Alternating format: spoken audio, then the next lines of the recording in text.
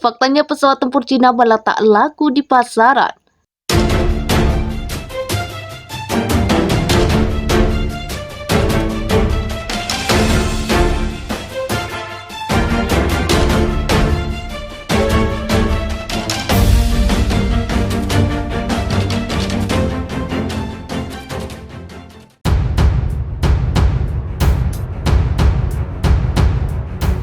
Menurut sebuah artikel, Angkatan Udara Cina masuk ke dalam 3 besar angkatan udara terkuat di dunia. Angkatan Udara Amerika Serikat menempati urutan pertama dengan jumlah pesawat yang besar dan memiliki beberapa pesawat tempur paling canggih di dunia, seperti mengutip Hotgears Minggu 4 Juli 2021. Pada awal 2021, AS memiliki lebih banyak pesawat generasi kelima atau F-35 Lightning II dan F-22 Raptor daripada gabungan seluruh dunia. Peringkat kedua ditempati oleh Angkatan Udara Rusia. Angkatan Udara Rusia memiliki 249 MiG-29, 132 MiG-31, dan ratusan seri Sukhoi Su dari berbagai multi peran, serangan, dan pesawat tempur yang beroperasi. Sementara Angkatan Udara Cina menempati urutan ketiga.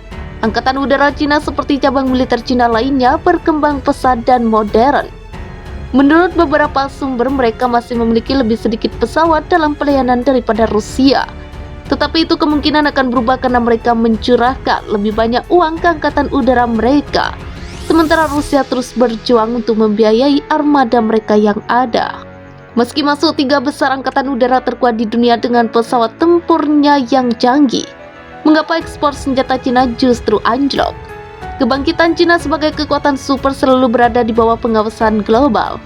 Banyak negara di barat serta negara-negara kecil telah menyuarakan keprihatinan tentang penanganan masalah Cina. Cina terlibat dalam kebuntuan dengan Amerika Serikat, terutama mengenai asal mula pandemi penyakit virus corona. Pendekatan yang hati-hati inilah yang menyebabkan berbagai negara lamban mengimpor senjata buatan Cina, khususnya jet tempur. Menurut sebuah laporan di Foreign Policy dan dikutip oleh kantor berita ANI, setelah konfrontasi bulan lalu dengan Filipina di mana kapal angkatan laut Cina memasuki perairan Filipina tanpa izin. Hanya sedikit yang ingin bermitra dengan Beijing seperti melansir Hindustan Times. Cina juga terlibat dalam kebuntuan perbatasan dengan India di Ladakh yang menyebabkan memburuknya hubungan bilateral, kata Foreign Policy. Meskipun telah mengimpor senjata dari negara lain, India tidak akan mempertimbangkan Cina untuk hal yang sama, kata majalah itu. Begitu pula dengan Vietnam, dengan perselisihan maritimnya yang memburuk dengan Cina. Malaysia dan Indonesia juga terlalu waspada terhadap ambisi Beijing untuk mempertimbangkan membeli pesawat tempur Cina, lapor Foreign Policy. Sebuah laporan yang dirilis oleh Stockholm International Peace Research Institute awal tahun ini mengatakan bahwa India semakin menjadi mandiri di bawah skema Atmanirbhar Bharat yang menunjukkan hasil. Impor senjata India turun 33% antara 2011 sampai 2015 dan 2016 sampai 2020, kata laporan SIPRI. Pada periode yang sama, ekspor Cina turun 7,8%. Artikel kebijakan luar negeri mengatakan bahwa senjata keren kurang berarti jika Anda tidak memiliki teman. Dan inilah mengapa dunia tidak menginginkan jet tempur Beijing menurut ANI. Cina telah membuat langkah besar dalam meningkatkan basis teknologi kedirgantaran milik negara, khususnya di bidang militer. Cina telah membuat pesawat seperti J-10, J-10C, dan FJ-31.